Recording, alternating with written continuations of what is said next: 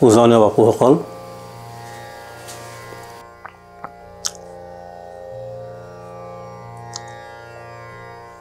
পূজনীয় বাপুসকল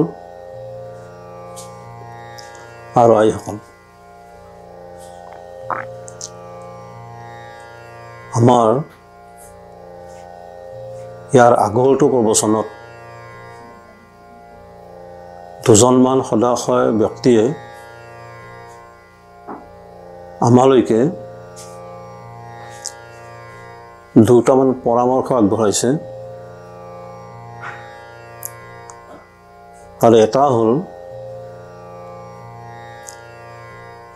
আমাৰ আত্মজ্ঞান নহ'লে একশৰণ বা আধ্যাত্মিক বিষয়ৰ সম্যক জ্ঞান হোৱাটো সম্ভৱপৰ নহয়। আৰু সেইকাৰণে আত্মজ্ঞান সম্পৰ্কে বা ব্ৰহ্মজ্ঞান সম্পৰ্কে আমি কিছু কথা আলোচনা কৰাটো প্ৰাসংগিক হ'ব বুলি আমাক পৰামৰ্শ দিছে। সেইকাৰণে আজি আমি আত্মজ্ঞান বা ব্ৰহ্মজ্ঞান সম্পৰ্কে আলোচনা কৰিবলৈ লৈছোঁ। এই বিষয়টো অতি গম্ভীৰ আৰু অত্যন্ত ব্যাপক। সেইকাৰণে বহু বিস্তৃত আলোচনালৈকে নগৈ আত্মজ্ঞাননো কি এই সম্পৰ্কে যিমান পাৰে সহজ সৰলভাৱে সকলোৱে বুজাকৈ দুটা প্ৰবচনত আমি আগবঢ়াবৰ কাৰণে ইচ্ছা কৰিছোঁ। আমি দেখিছোঁ যে বেছিভাগ মানুহেই দেহাত্মবাদী লোক। শৰীৰটোৱে আত্মা, ইয়াৰ ভিতৰত আৰু কোনো ধৰণৰ বেলেগ শৰীৰ নাই। এই শৰীৰটোৱে আত্মা, এই ভাৱনাত চলা ব্যক্তিয়েই সংসাৰত বেছি। আপোনালোকে চাৰবাক দৰ্শনৰ কথা শুনিছে। এই দৰ্শনতো স্পষ্টভাৱে কৈছে, যাৱৎ জীৱেত সুখং জীৱেত ঋণং কৃত্বা ঘৃতং পিবেত ভস্মীভূতস্য দেহস্য পুনৰাগমনং কুতঃ। অৰ্থটো হ'লেই যে আমি যিমান দিনলৈকে জীয়াই থাকোঁ সুখেৰে জীয়াই থাকিব লাগে, আৰু ঋণ কৰি হ'লেও ঘি খাব লাগে। কাৰণ ভস্মীভূত দেহৰ পুনৰ আগমন কেতিয়াও সম্ভৱপৰ নহয়। এইটো দেহাত্মবাদীসকলৰ আদৰ্শ। কিন্তু যেতিয়া মানুহে সাধনা আৰম্ভ কৰে আৰু কিছুদিন আগবাঢ়ি গৈ তেতিয়া তেওঁ বুজি পায় যে মানুহৰ এটা লিংগ শৰীৰ থাকে। কেৱল মানুহৰেই নহয়, সকলো জীৱৰে। আৰু অভ্যন্তৰত থকা এই লিংগ শৰীৰটোহে আত্মা। এতিয়া লিংগ শৰীৰটোনো কি, এই বিষয়ে অলপমান আলোচনা কৰাটো প্ৰয়োজন।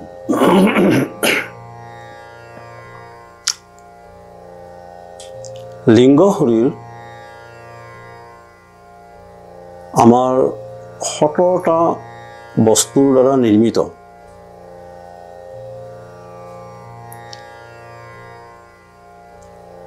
দহটা ইন্দ্ৰিয়, জ্ঞানেন্দ্ৰিয় আৰু কৰ্মেন্দ্ৰিয়, 5টা প্ৰাণ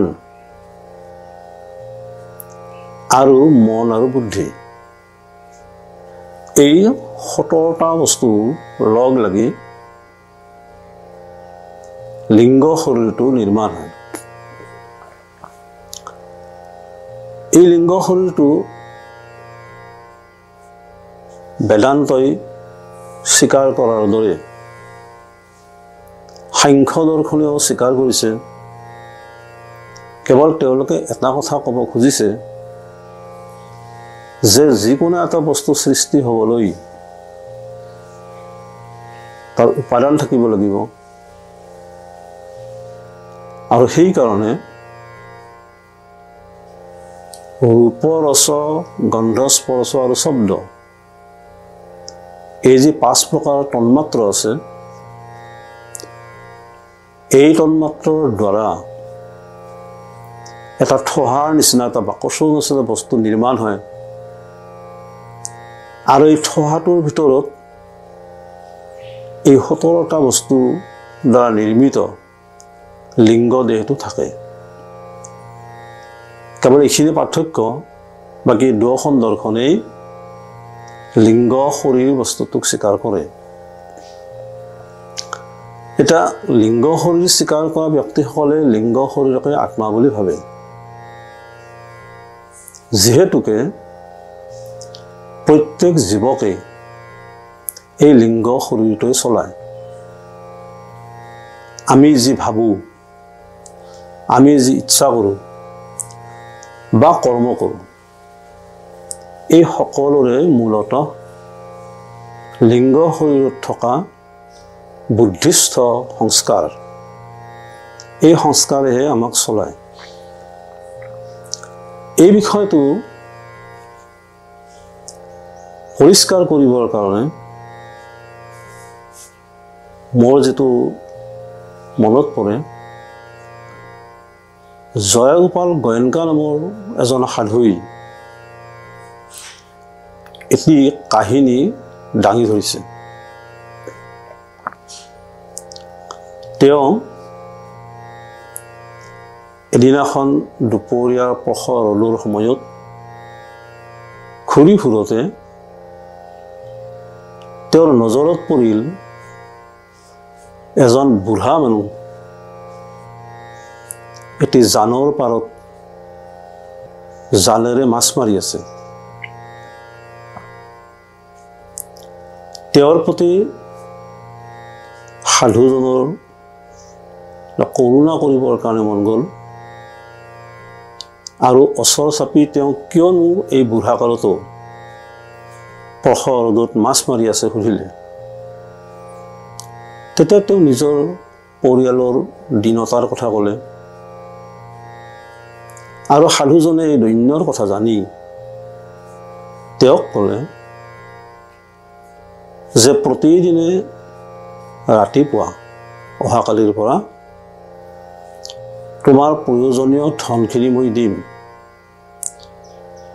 আৰু তুমি ৰাতিপুৱাৰ পৰা সন্ধিয়ালৈ আমাৰ আশ্ৰমত থাকি ভগৱানৰ নাম গুণ লীলা যিবিলাক আমাৰ কীৰ্তন চলে তাত যোগ দিবা, ভাল কথাবিলাক শুনিবা। বুঢ়াই সন্মত হ'ল, আৰু পিছদিনাখনে তেওঁ আশ্ৰমত যে উপস্থিত হ'ল। ঠিকমতে কাম চলি থাকিল। সাধুজনেও তেওঁক বিদায়ৰ সময়ত টকা পইচা দিয়ে, আৰু তেওঁ গৈ নাম কীৰ্তনত যোগ দিয়ে। এনেকৈ কেইদিনমানৰ পিছত লাহে লাহে তেওঁ তালৈকে যোৱাটো মানে পলম কৰিলে, আৰু লাহে লাহে তেওঁ নোযোৱাই হ'ল। তেতিয়া সাধুজনে তেওঁক বিচাৰি গ'ল, গৈ আকৌ সেই জানত মাছ মাৰি থকা দেখিলে, আৰু তেওঁ সুধিলে যে তুমিনো কি কষ্ট পাইছা, নে তোমাৰ পইচা দিয়াতে আমাৰ কম হৈছে? যদি কমেই হৈছে আমি আকৌ ধন দিম, তথাপিতো তুমি ভাল কথাবিলাকৰ লগত জড়িত হৈ থাকিব লাগে। তুমি ইয়ালৈকে আহি আমাৰ তালৈকে নোযোৱা, ইয়াৰ কাৰণটো কি? তেতিয়া তেওঁ ক'লে যে মোৰ তাত মনৰ ৰুচি নবহে। যি সময়ত নাম কীৰ্তন চলি থাকে, যি সময়ত তাতে ভাষণ চলি থাকে, সেই সময়ত মোৰ মনৰ সন্মুখেৰে জানটোৰ পানীৰ মাজেৰে জাক জাক হৈ মাছবিলাকে পাৰ হৈ যোৱা দৃশ্যটোহে দেখি থাকোঁ। আৰু সেইকাৰণে কোনো কাৰণতে মই মন ইয়াত বহাব পৰা নাই, মোৰ মনটো তালৈকেহে যায়। আপোনালোকে অনুভৱ কৰক যে এই ব্যক্তিজনে ইমান সুন্দৰ সুবিধা পোৱাৰ পিছতো তেওঁ যে মাছ মাৰিবৰ কাৰণে গৈছে, ইয়াৰ মূলতেই মাছ মাৰোঁতে তেওঁ যিটো এটা মনৰ সংস্কাৰ বহি গ'ল, সেই সংস্কাৰেই কাৰণ। এই যিটো সংস্কাৰ, যি সংস্কাৰে আমাৰ ভাৱ, ইচ্ছা আৰু কৰ্মক কৰিবৰ কাৰণে বাধ্য কৰে, আমাক চলায়, এই লিংগ শৰীৰটোৱে দৰাচলতে আত্মা। এই বিষয়টো আমি আজিলৈকে এৰিম। আৰু আপোনালোকৰ নিশ্চয় ধাৰণা হৈছে যে মানুহক কেনেধৰণে নিজৰ বুদ্ধিষ্ঠ সংস্কাৰে চলায়। আৰু এইসকল ব্যক্তি, কিছু আগবঢ়া ব্যক্তি, তেওঁলোকে লিংগ শৰীৰকেই আত্মা বুলি ভাবে। ইয়াৰ পৰৱৰ্তী যিটো প্ৰবচন, এই প্ৰবচনত আমি আত্মজ্ঞান বস্তুটো কি, সেই বিষয়টো আলোচনা কৰিম।